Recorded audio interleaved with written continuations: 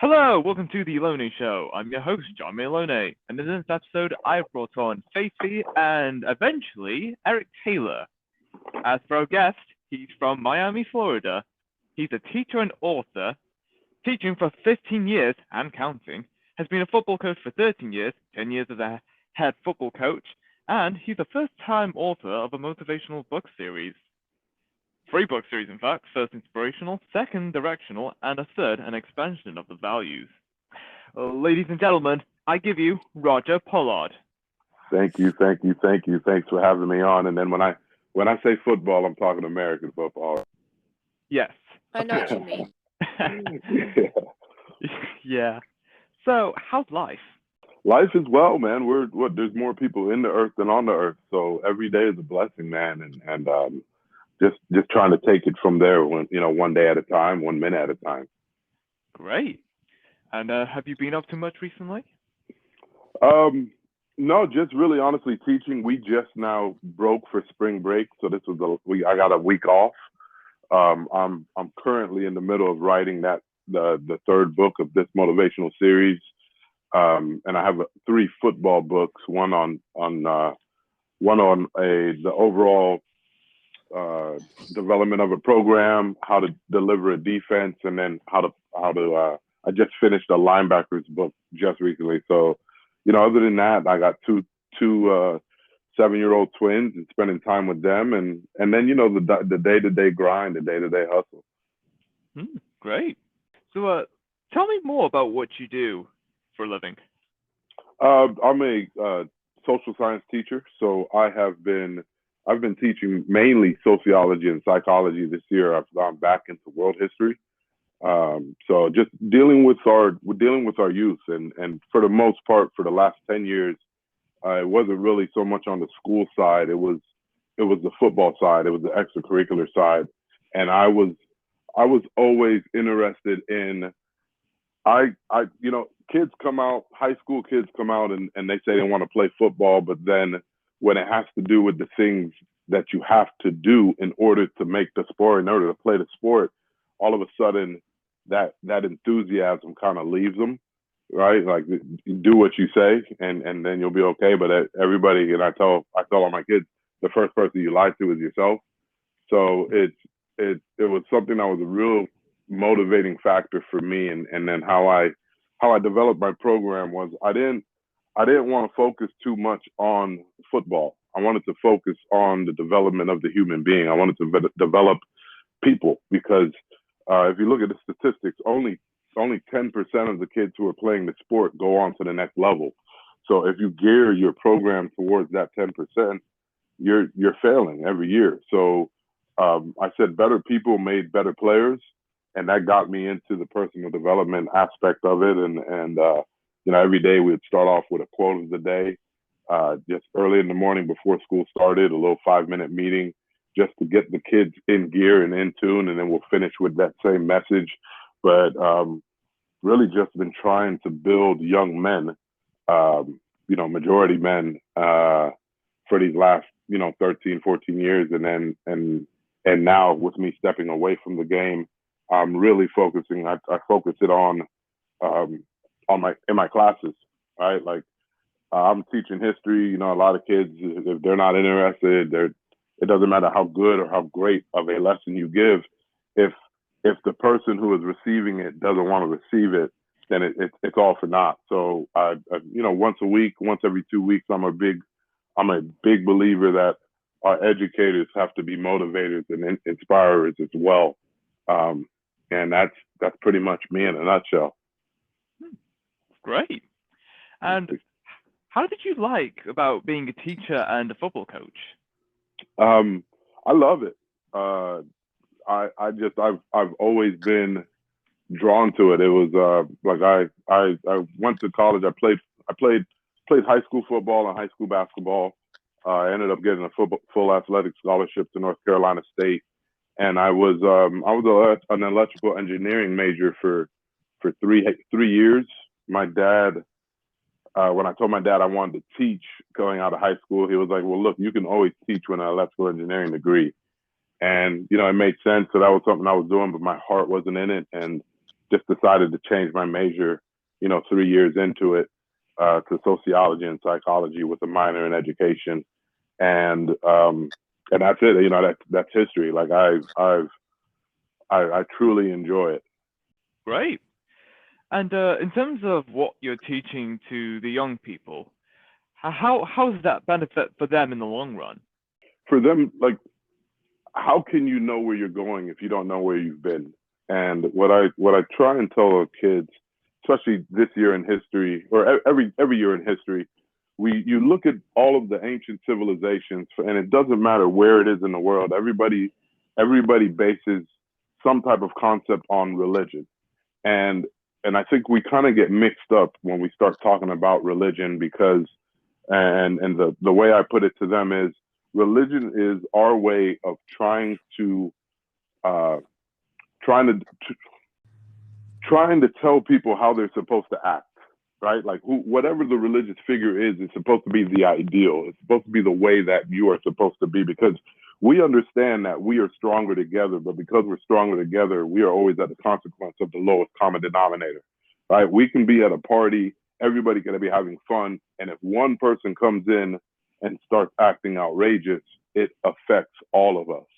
So that you see that manipulation, you see that pop up in so many different in all places, and then trying to, because I've got a big base in psychology and sociology, trying to tie that into the psychology of it as a human being, where every single place in the world has some type of music. Well, why are we so attuned to music? It's because our life isn't a single note. Our life is music. It's a bunch of different things that are going in harmony together. And when you're on that path, you have a sense of awe. You have a great sense of belief in not only yourself, but in what the societal structure is doing. So it's just knowing why. And if we can know why, if we can understand why, then we can, because we're not perfect. I know we love to think that we are, but we have got a lot of work to do. And the best thing to do is, learn from the mistakes of other people, because we don't live long enough to make them all ourselves. So in looking at the past, we can understand why people went down certain roads, why people did certain things, and walk a little bit finer to that middle path, that perfect path in our day-to-day life. Fabulous. Tell me more about the book series that you've written. The book series was really, it started out as something that was for my kids.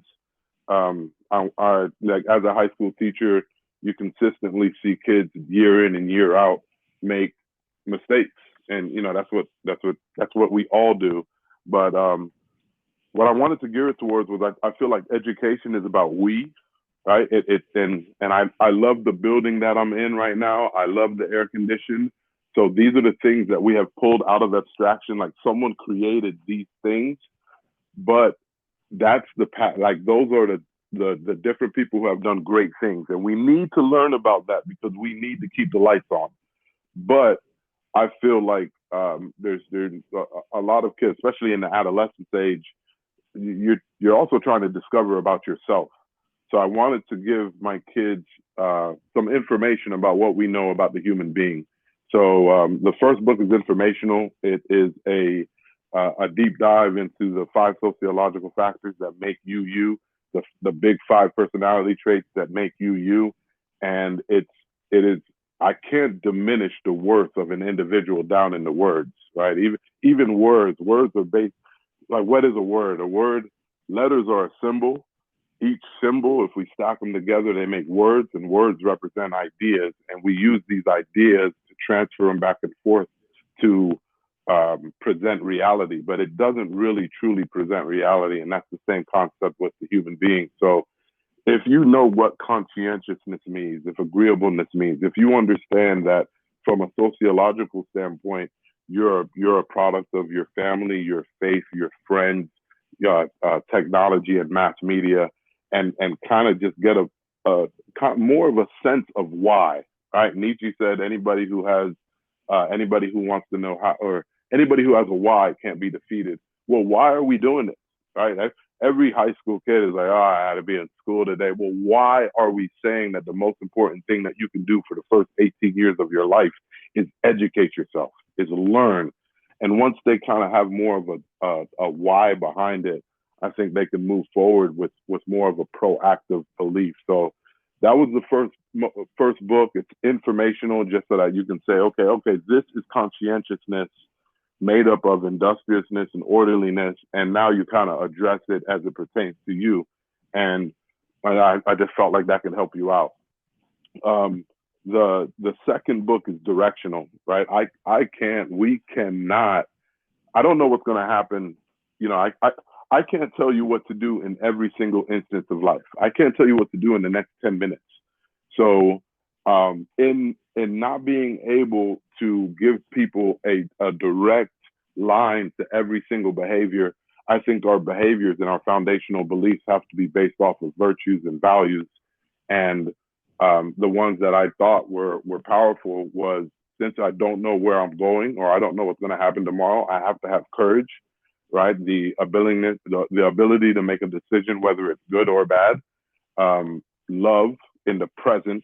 Love is the willingness to sacrifice for who I am now, for who I will be in the future. And then discipline. Use the lessons of the past to help you move forward. And each one of those are just, I broke them down into three different kind of aims for each virtue, where courage is about your body, right? Like how many bodies are you going to have in your life? You're only going to have one. Well, how about we take care of that? How about we eat the right way? How about we have to be deliberate about our sleep, and then exercise. And the things that we know about those three things and what they can do for us are so powerful that it's really amazing to me that we don't talk more about that. And then so those are the three aims under that virtue of courage. And then there's three aims under love, and there's three aims under discipline. And when you put those three triangles together, they make a fourth triangle, and that's called, for me, it's reality. And that reality is about being intentional and deliberate, being able to reflect, and building habits, and giving people what you need to know about building habits. What do you do? If you want to build a habit, what do you do? Right? Like, we just left New Year's. Everybody kind of has a New Year's resolution, and we're in February. I'd probably say 75% of the people who said that they were going to do something new are right back to what they were doing. So just giving that information, and it was just directive. It wasn't really an explanation of why it's courage, love, and discipline. So that's what I'm doing. I'm currently writing that right now in the third book, and really going into a deep dive on like what do we know about love? What do we know about eating habits? What do we know about sleep? Like how important sleep is, and then that's it. I think I think that's it. But those are my three, and those are my baby. Okay, that's great. Faiffy, is there any questions you want to ask Roger? You went to teaching. Oh, sorry. I was going to ask him that, but yeah, thank you for asking that question, Faiffy. Like, what inspires you to teach? I don't know. Something just resonated with me. It's just like I was an 18-year-old kid, just graduating high school and going off to play college football, and teaching was something that just resonated with me. I don't know if it was I think, well, no, I'll say it like this. What I've learned through looking at archetypical stories, right? And the archetype, well, I'll start with this.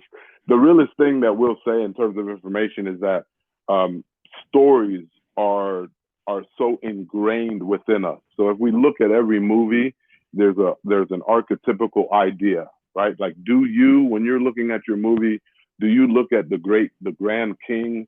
Do like some of us actually root for the villain? I've always been like the Merlin type. I've always resonated with the Merlin type. I don't really love being the person that needs to be in front and getting all the credit. I love giving information. I love assimilating information and giving information. So I think really looking at it now as a 40-year-old man, at the 18-year-old person that made that decision. Um, I think that's what I was resonating with. That's what I resounded with. I love the transfer of information and kind of helping and leading people. So I think that was it. We act out what we believe before we understand what we believe. So within that sense, me looking back at it now, I would say that was it. Okay, great. And throughout your life as a teacher, what was the best piece of advice you ever gave to someone? The best piece of advice. Ooh, that's a great one. Um, Honestly, you can't get today tomorrow. I think a lot of us like to shoot things off into the future. When we don't understand what's in the future, we love to lie to ourselves, and that's the number one thing that I'm keeping on. Like I can ask my students now, who's the first person we lie to, and it's us. We sit there and we lie straight faced in the mirror to ourselves every single day. We say we're going to do something and we don't. We say we want to get like understanding whether it's like understand the definitions of the words that we use from a day-to-day basis. So I love to ask my kids, like, what do you love? Oh, I love my mom. Okay, define love.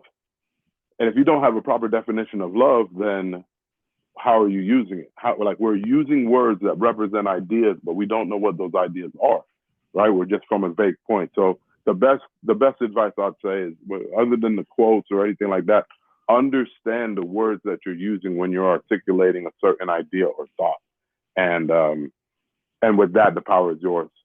So I mean, there's a bunch of them because I give a motivational speech every week. Like, don't let who you are kill who you could be.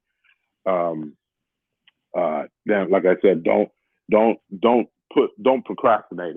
Essentially, like you can't get tomorrow what you can get today. And then my biggest one is really honestly, through the power of truth, you can conquer the world. But you have to be truthful to yourself. And sometimes the truth will hurt. Wow, that's actually really good advice. Thank you for that. I appreciate it. You're welcome. So, where do you see yourself 20 years from now? In 20 years, I honestly I don't know. Just with me doing this as I mean, I'm still teaching and I'm writing. Where would I love to be? I would love to do this for a living. Just go out and speak to people and motivate people and inspire people. But I can also see myself teaching simply because I get the opportunity to test out with a live audience my message. Right? If my messages can resonate with the students that I have in front of me, then I think that my message can resonate with different audiences. So I can see myself right where I'm at. With what, in 20 years I'll have two 27-year-old twins, so I'll have an empty house, just me and my wife, and I think that's it. But I think no matter in what way that I would be doing it, whether it's teaching, whether I'm a inspirational coach or whatever I'm doing, it's always going to be in the field of being able to relate the knowledge and wisdom that I've had through my experiences in my life to help people and better people on their day-to-day struggles of life. Because life is suffering, life is hard, life is tough. Yeah, I absolutely agree. So, do you have any pets? Pets? We have two cats. I'm not an animal person, but my wife and my kids are, and we just recently got two cats over the quarantine, as a matter of fact. So they're about, I think, teenagers, and they run around the house like crazy. My wife wanted a dog, but I can't do it. I can't. So we kind of agreed on the two cats, and I guess I'm a cat person just because of how low maintenance they are, and she loves it because I'm the one in charge of the litter box. Okay, that's nice. And the advice you give to your students, are them advice that you usually most yourself in your life? Yes, 1,000,000%. Like everything that I speak, everything that I talk, like I live it, because I honestly truly believe that the definition of belief is be life. And what that means is if you believe something, then you have to act it out. I think our society and our world right now is in love with the entertainment industry simply because if you're going to be entertained, you don't have to do anything. You don't have to change. But when you're educated, when you believe something, you're going to have to let go of certain rituals. You're going to have to let go of certain, maybe you might have to let go of friends.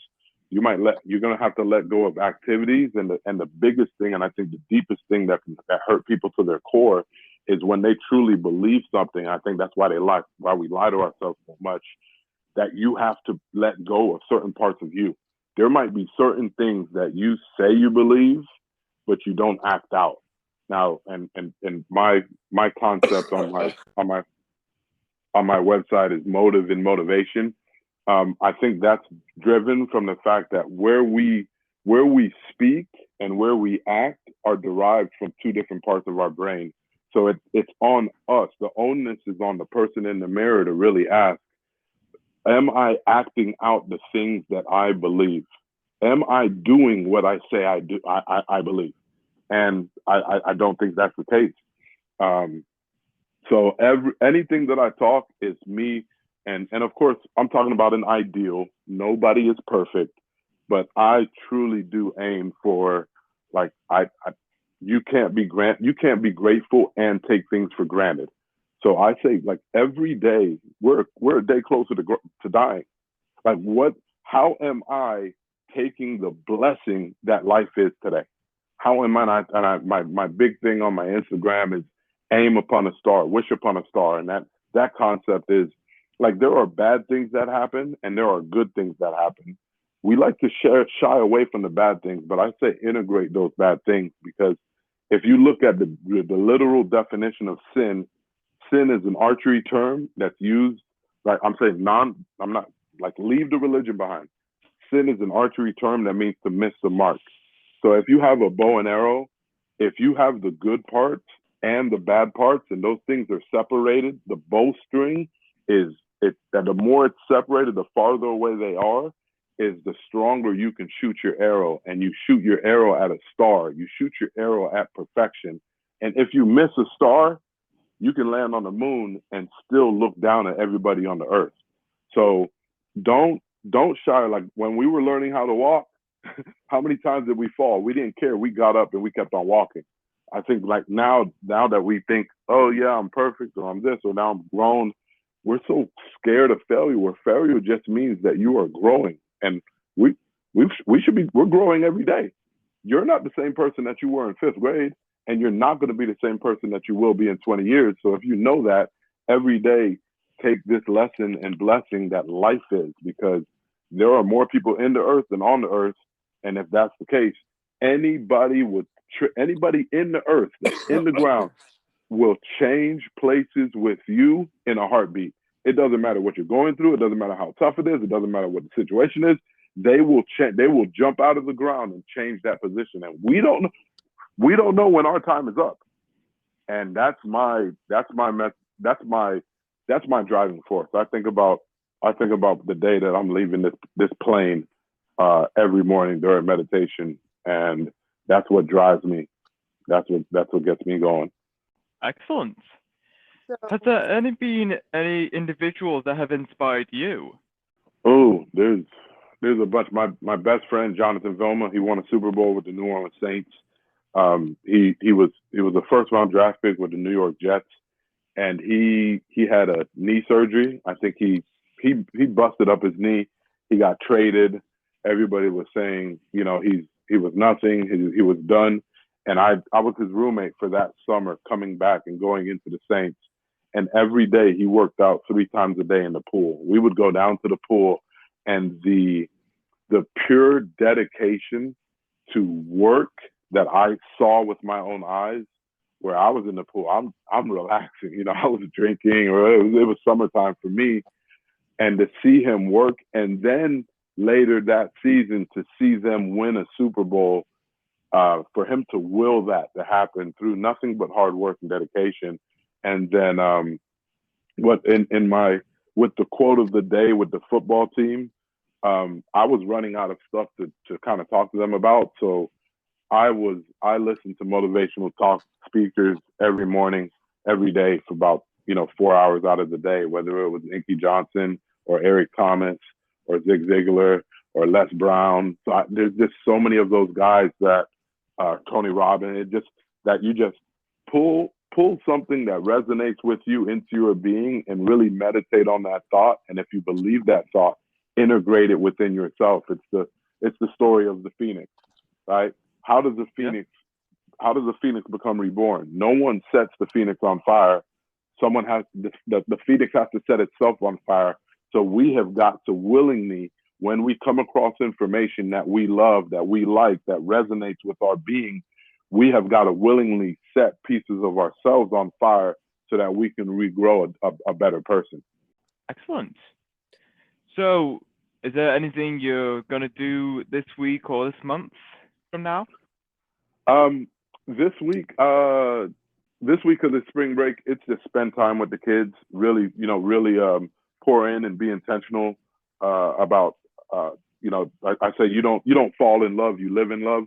So every day, what I tell my wife is I love hunting her in terms of every single iteration of what she is. Every single day, she's a new person, and really being with now having the time, really just being deliberate about kind of spending time with her, spending the family time.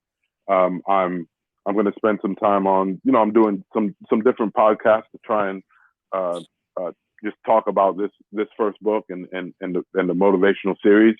And like even tonight, it's a full moon tonight, so we're going to go out to the beach and kind of get a little beach meditation in, and then that's really that's it. We didn't really plan anything like to go out on a vacation or anything like that. Okay. I have a question. Yeah. Go on. What was the biggest mistake you've ever made? The biggest mistake I have ever made. The biggest mistake you've ever made in life. The biggest mistake I've ever made in life was I had a major depressive break.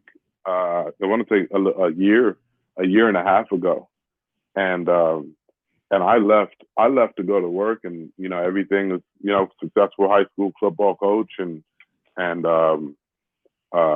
successful father, a husband, wife, son, and I made a turn to kind of just leave everything, and I'd say it was a dark time for me, but then it kind of also, what I tell people is as much as it hurt and as much as I hurt so many people that I loved, it was also one of the greatest things of my life, because I came to be where I am today. I don't have the energy and the vigor in which I attack life without that situation. So I'd say it's right within each opposite is the opposite, right? The opposites lie deep within the thing that you think you're running away from. So like it was the biggest mistake, but it was also one of my greatest achievements as well. Okay, nice, excellent. So, do you travel often? No, but that is something that we are definitely planning on doing. And then of course this thing with COVID, kind of, we don't know if it's dying out. We don't know if it's coming back.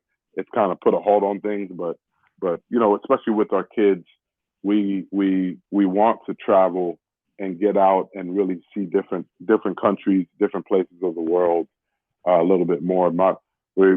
We do a little bit to the Orlando. Disney World is in Orlando, which is only a 3-hour drive for us.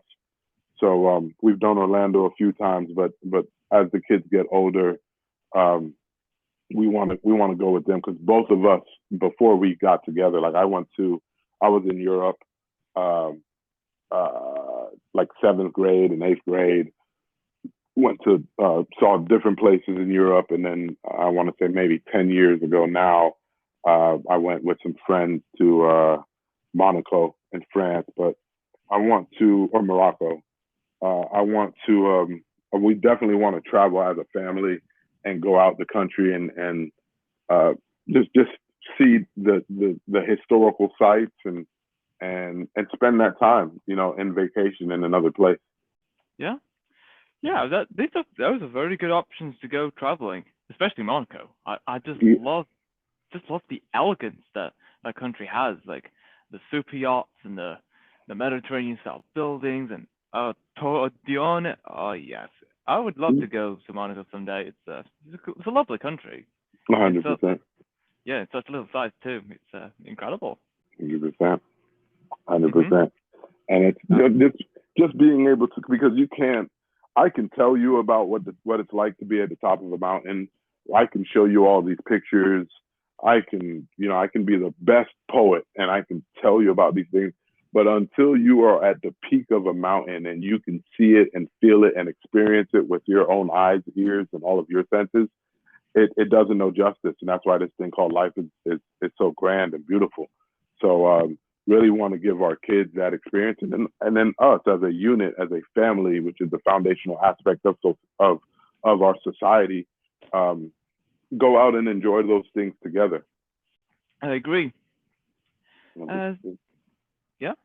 That is all we have for this episode. It was great having you, Roger, talking about uh, your life as a teacher and football coach, American football coach, the knowledge you gave to your younger students. Yeah, you've given very good advice in this episode.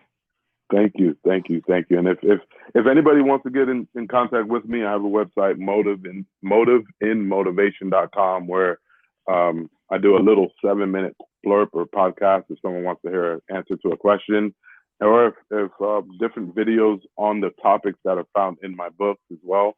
And again, thank you. I truly do appreciate it. Anytime.